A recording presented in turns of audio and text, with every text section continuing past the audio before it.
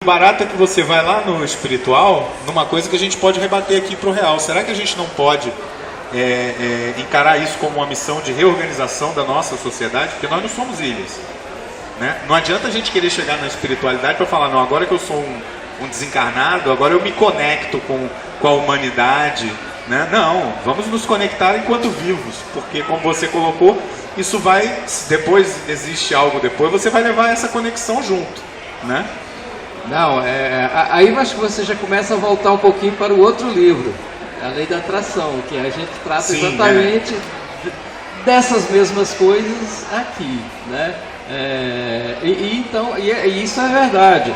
As coisas que a gente tem que conseguir, por exemplo, como se diz na religião católica, por exemplo, a salvação. O que é a salvação, né? A meu ver, a salvação não é uma coisa que a gente vai tentar conseguir depois que morrer. A salvação é uma coisa que a gente tem que conseguir aqui, é agora. Porque se eu não conseguir agora, talvez eu não consiga depois. E é exatamente isso. Porque se eu consigo a salvação agora, eu vivo bem, eu vivo com a minha espiritualidade, eu vivo com meus bons relacionamentos, cooperando com as pessoas, né? Eu mudo de vida. Porque se não houver o cara aqui... não, aqui eu vou fazer mal para os outros, eu vou ser malvado, mas eu rezo e depois eu quero a salvação. Eu acho, a meu entender, que não é por aí, né? Então a salvação ela tem que ser conseguida aqui e agora, né? Não é depois, né? E é bom, interessante você ter caminhado já para o terceiro livro. É o terceiro, e na ordem mesmo, a Lei da Atração? Não, a Lei da Atração ele é uma outra linha, né? É uma outra linha. Os Diamantes Azuis é uma série que eu pretendo que seja aí alguns livros a mais. Eu já tenho 3 escritos e tenho alguns já planejados. Mas a Lei Universal da Atração você escreveu antes de começar a série dos Diamantes Azuis ou foi no meio? Foi meio paralelo, tá? Eu escrevi a Lei da Atração e o volume 1 dos Diamantes Azuis assim meio paralelo, né? E o da Lei da Atração exatamente a gente trata disso aqui, né?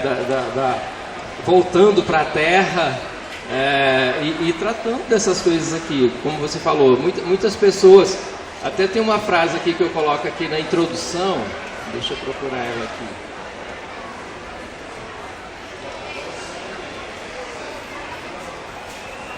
Olha, aqui eu peguei do prefácio do Anthony Robbins, agora veja isso aqui, ó.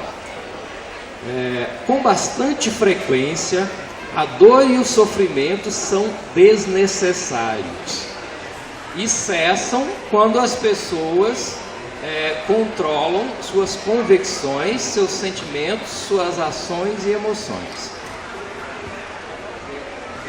Veja o impacto disso. Muita gente vive sofrendo, né?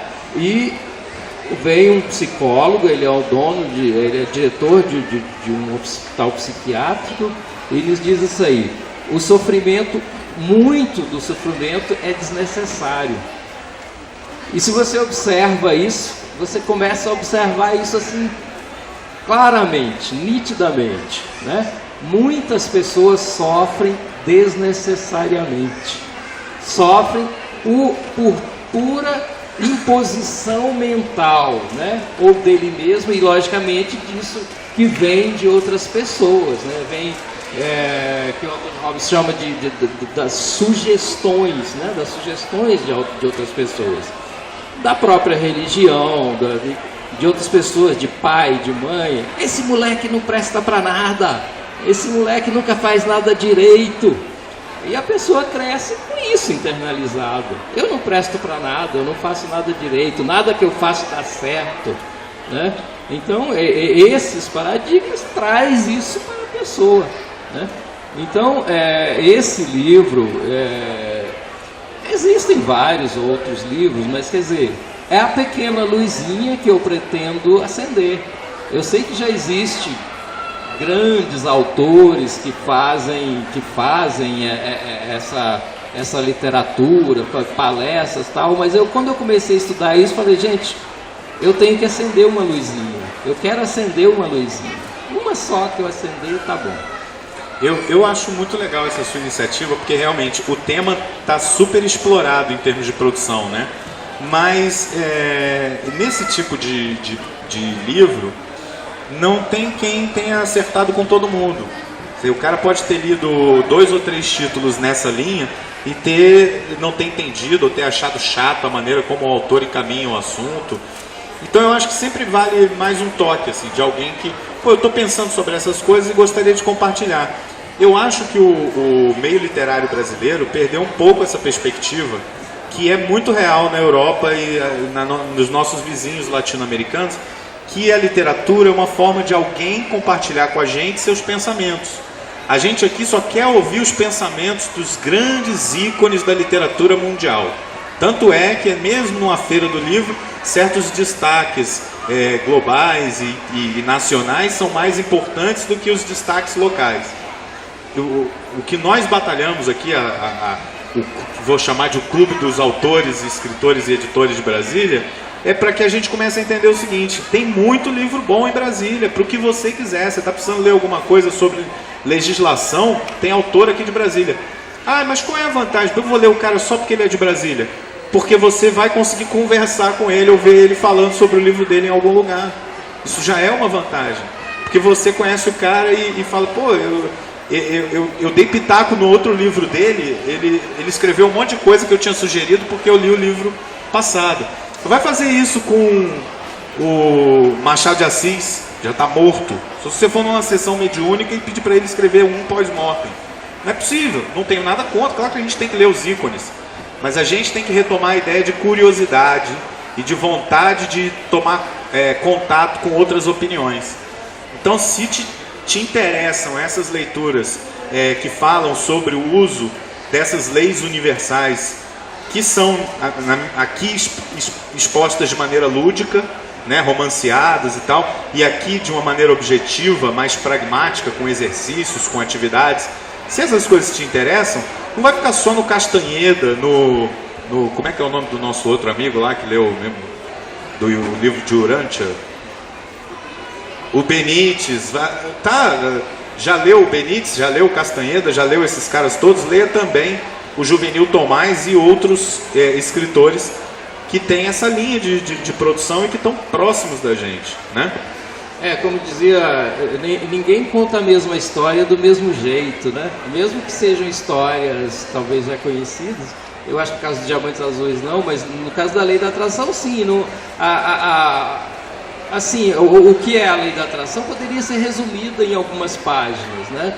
Mas o que demanda uma grande literatura, muitos livros, é as pessoas tentarem realmente entender, internalizar isso, né? Por isso que no meu livro aqui tem vários exercícios. Eu tenho a teoria e depois tem os exercícios, para a pessoa ver, praticar e acompanhar os resultados. Se ele está realmente indo na linha correta, se ele está cometendo alguns deslizes, porque é bastante detalhista, né? Você, o pensamento, por exemplo, você observa, as pessoas às vezes querem usar o pensamento positivo, mas não usa de uma maneira muito correta, porque a pessoa tem que focalizar, principalmente focalizar no que ele quer, e muita gente focaliza no que não quer, né? Eu não quero isso, eu não quero que aconteça aquilo, eu não quero... eu estou usando o pensamento positivo, eu estou falando que eu não quero que aconteça isso. Não é assim, você não pode focalizar no que não quer, tem que focalizar no que quer. Então, assim, tem uma série de regrinhas que mesmo quando a gente faz uma palestra assim e pede para as pessoas darem exemplos, né, a gente percebe que as pessoas não entenderam bem todos os detalhes. Então, para isso tem os exercícios para praticar.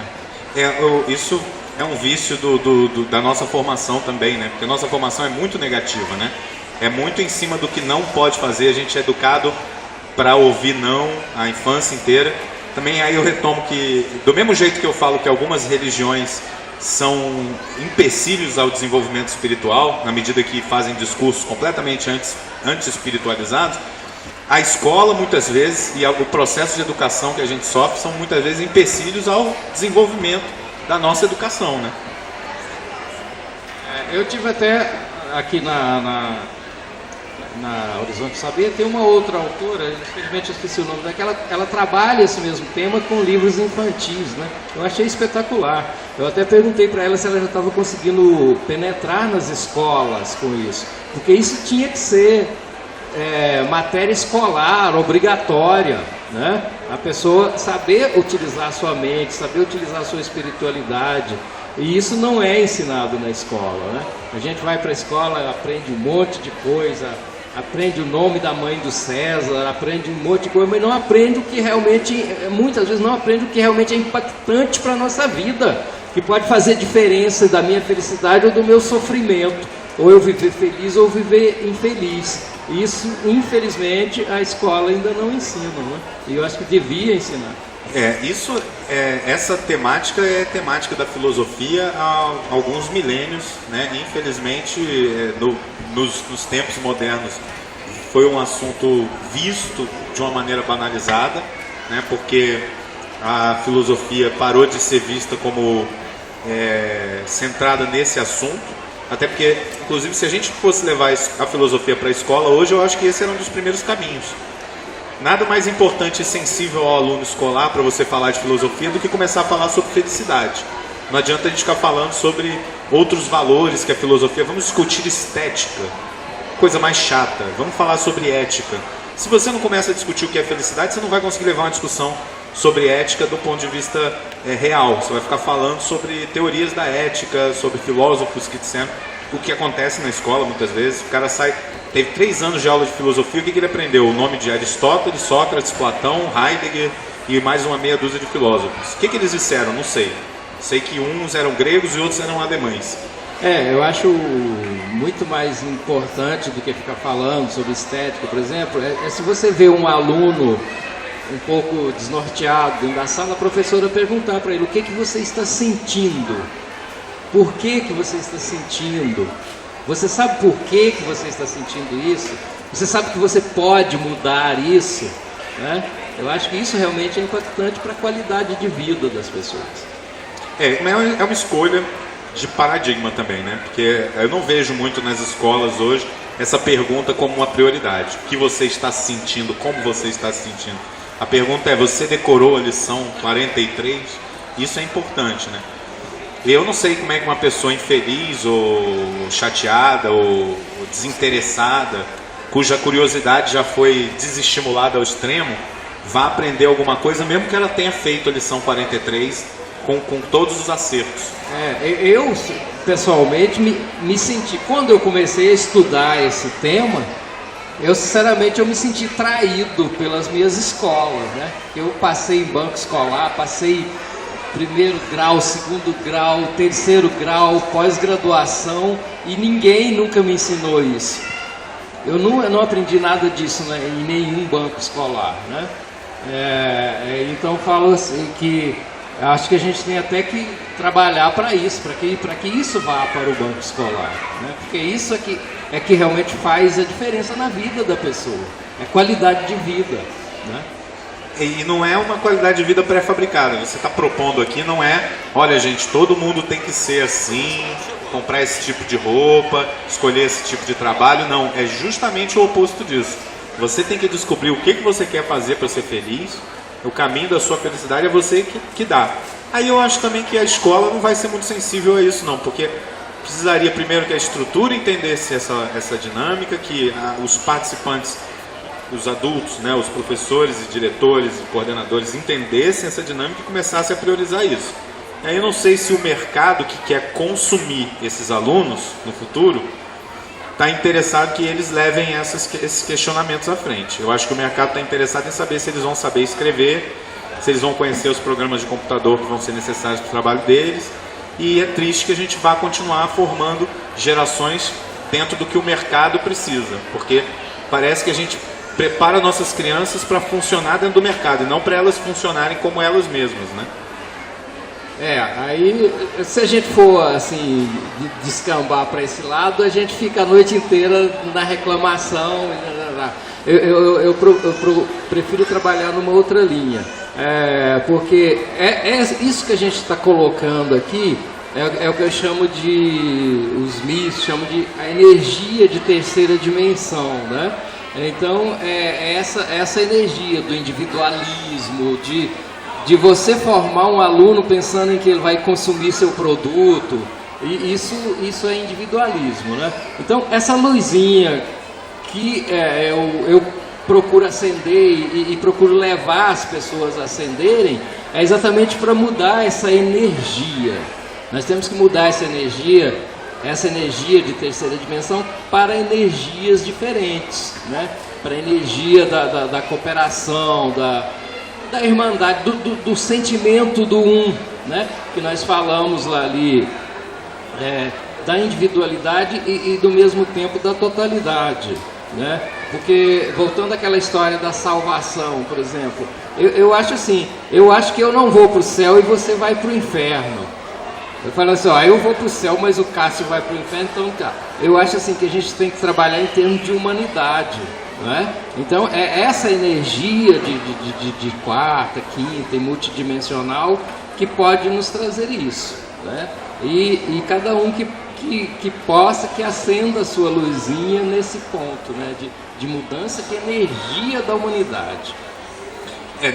Vamos voltar então um pouco mais para os diamantes, porque as histórias são muito bonitas e muito interessantes. O Juvenil, ele escreve de um jeito muito ágil, muito fácil, embora tenha muita coisa por trás, né? Você tem várias influências na literatura clássica e no tema que você traz para dentro do teu livro, mas você faz isso de uma forma muito coloquial e ágil. Então é um livro fácil de ler, tranquilo, bom de ler e reler, porque é o tipo de livro que você vai querer reler para rever o entendimento sobre determinadas passagens, né? E te dá vontade de reler mesmo, porque tem livro que você sabe que você precisaria reler, mas você não vai passar pelo sacrifício de novo. O seu livro não, é divertido e traz o tema de forma muito interessante.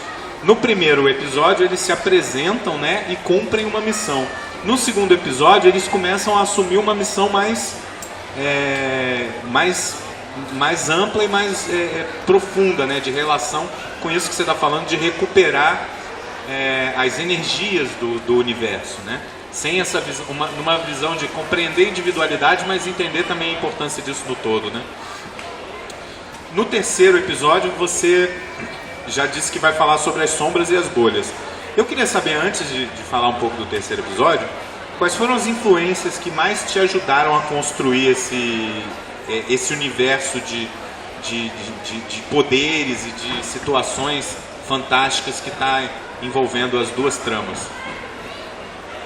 No primeiro livro foi a influência espiritual de familiares e também de sonhos, né? Eu aproveito os meus sonhos. Às vezes eu tenho sonhos e começo a escrever, lógico, e desenvolvo muito mais os sonhos, as consequências, mas uma fonte de inspiração para mim são os sonhos, né? E depois, já do primeiro, e já pronto, a partir do segundo, teve um livro que eu li, que eu já te falei, que realmente me influenciou bastante, que ele chama O Livro de Urântia, né? Ele é um livro catatal bem grande e que ele cria, ele conta essa estrutura universal que a partir do segundo livro eu comecei a contar as minhas histórias dentro dessa estrutura, né? Eu não repito o livro, mas eu conto a história dentro da estrutura. Então o livro de Urântia veio no segundo livro só? No segundo, né? No primeiro não tinha lido ele. O primeiro foi livre de inspiração. Foi. Interessante. Bom, o livro de Urântia, para quem não sabe, também é a inspiração do Benítez, né? Na construção do Rebelião de Lúcifer, que é um outro livro também que vale muito a pena ser lido.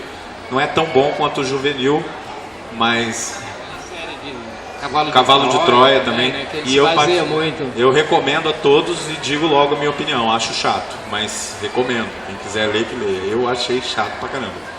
Eu prefiro... Eu não li, o de Benítez eu não li. A Rebelião de Lúcifer eu li de uma vez só. Quase tive problema de circulação, porque o livro é enorme. Você fica sentado tantas horas assim, mas é uma delícia de ler.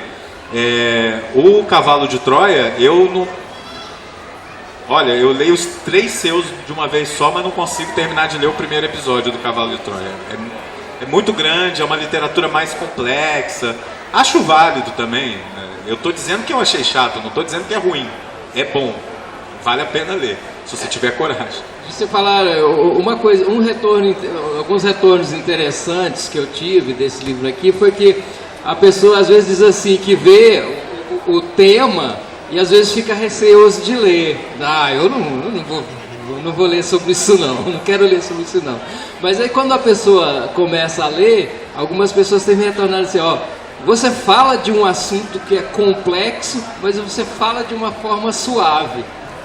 Fala de uma forma light e que dá vontade de realmente de ler. E que é simples sem ser simplório. Esse eu acho que é o maior mérito do teu jeito de escrever as coisas, porque você, primeiro, vai para fugir do maniqueísmo, do sempre o bem contra o mal, a luz contra a sombra, o preto contra o branco, acaba se correndo o risco de ficar complexo.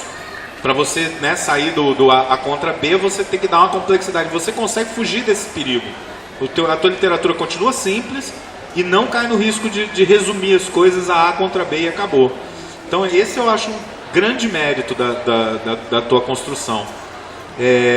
Além do que, eu acho o seguinte, eu recomendo a todas as pessoas que gostam de assuntos ligados à espiritualidade e todas as pessoas que tenham uma religião, mas que não tenham preconceito com o pensamento livre sobre a espiritualidade. Por quê? Porque um kardecista que pegar isso aqui e tentar entender como uma literatura kardecista vai ter problemas. Ou ele vai ter problema com o kardecismo dele, ou ele vai ter problema com o seu livro. Acho mais fácil que ele tenha problema com o seu livro, que é mais fácil dele contrapor, né? Então, esse é o barato da tua leitura. Ela abre a cabeça do cara que tem um pouquinho que tem uma religião, mas que não tenha preconceitos contra outras formas de pensamento e nem contra a própria elasticidade do pensamento religioso dele, que não pode ficar fechado só dentro daquele dogma, né? O que você falou é interessante, porque eu tive um retorno a semana passada de um colega meu lá do Correio que levou esse livro, e eu já tenho tido retorno de muitas pessoas, católicos, espíritas, inclusive ele levou para a mãe dele, que é espírita, e ela disse que levou para o centro e eles leram o livro, muitas pessoas leram lá e me retornou muito bem. Que bom, que bom. Gostaram muito do que bom.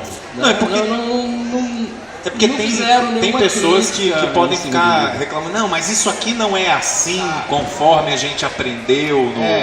Aquilo que eu falo da questão da religiosidade e da espiritualidade, né, que são diferentes. A pessoa que é religioso, mas que já atingiu um nível um pouco mais elevado de espiritualidade, tem a cabeça um pouco mais aberta, né, para ideias um pouquinho diferentes. Aquele que, como você fala das religiões, tem muitas religiões hoje que nem sei se dá para a gente chamar de religião, que realmente não quer isso, né? Ele quer colocar coleira ali no fiel e que ele seja fiel mesmo de coleira. Né? É um espaço de poder, só isso. Um espaço de poder.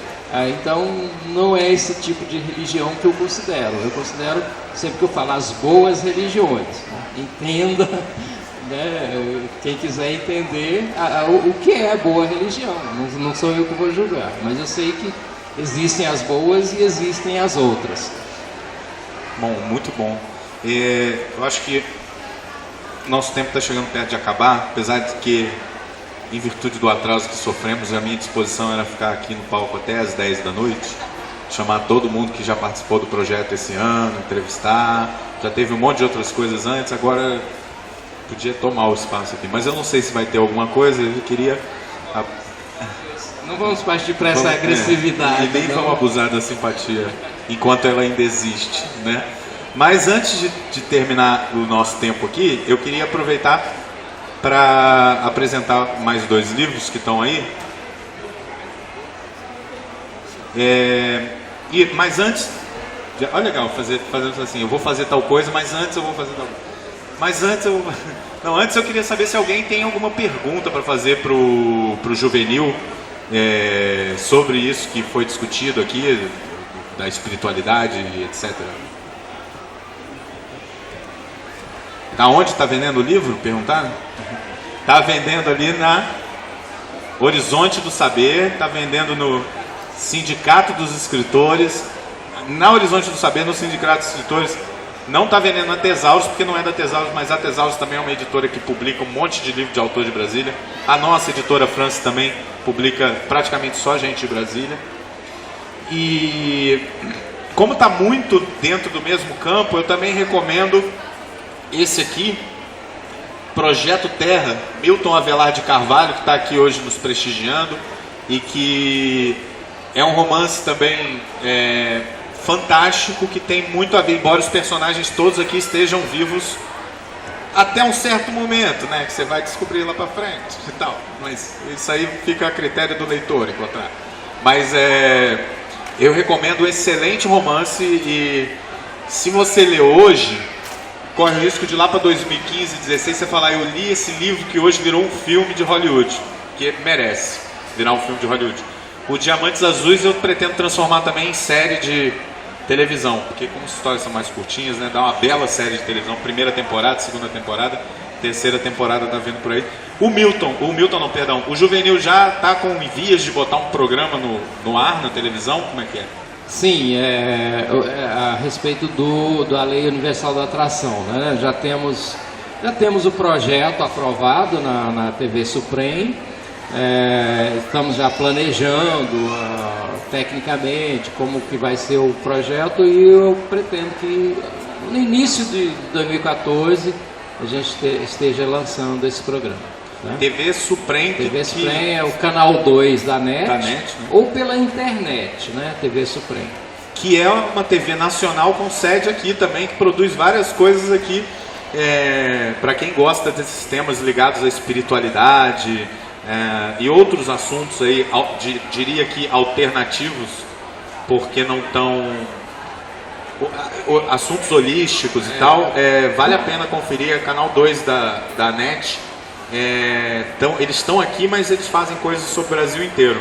Espero que a gente tenha logo o teu programa ano que vem, que vai ser um prazer te ouvir. E mesmo antes do programa, realmente eu recomendo, né? Quem gosta desses temas já podem ver a TV Supreme, já tem muito programa lá nessa linha, né? Na linha de teosofia, de naturalismo. É bem legal a programação da TV Supreme. É bacana. Bom, Juvenil, obrigado. Eu queria chamar agora o nosso jovem autor que está lançando o livro também para conversar com ele. Então, queria te agradecer pela conversa aqui.